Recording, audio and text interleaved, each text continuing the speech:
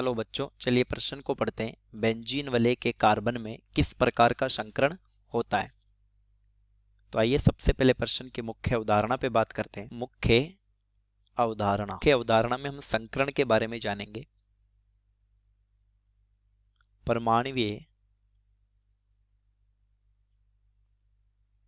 परमाणुवीय कक्षकों का संयोजन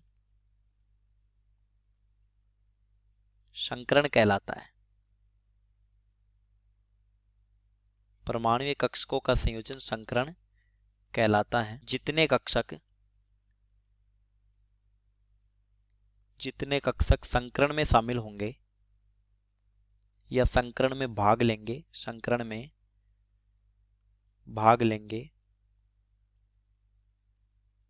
उतने ही संकरित कक्षक बनेंगे।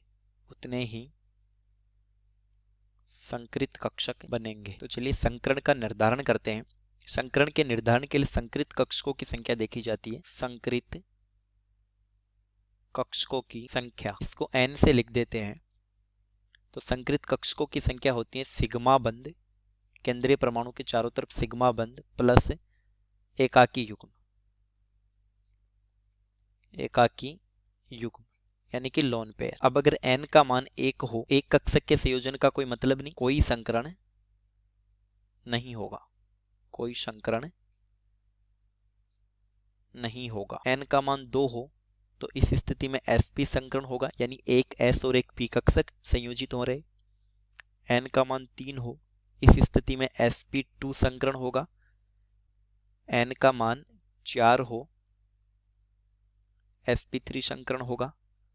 n का मान 5 हो, sp3 डिसंकरण होगा। तो चलिए बेंजीन में संकरण देखते हैं। तो ये हमारे पास बेंजीन है। बेंजीन में 3 एकांतर पाई बंध होते हैं।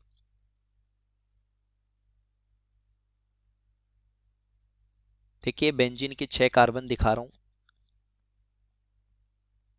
कार्बन के साथ एक हाइड्रोजन जुड़ा है। तो बेंजीन के सभी कार्बन का संकरण एक जैसा होगा। देखते हैं, हम इस 1 नंबर कार्बन पे देखते हैं। कार्बन और हाइड्रोजन के बीच ये वाला बंध सिग्मा है। इस कार्बन के बीच ये वाला बंध सिग्मा है। और द्विबंध की स्थिति में एक बंध सिग्मा है और दूसरा बंध पाई है। तो इस 1 नंबर के कार्बन पर 3 सिग्मा बंध है और लोन पेयर 1 भी नहीं है।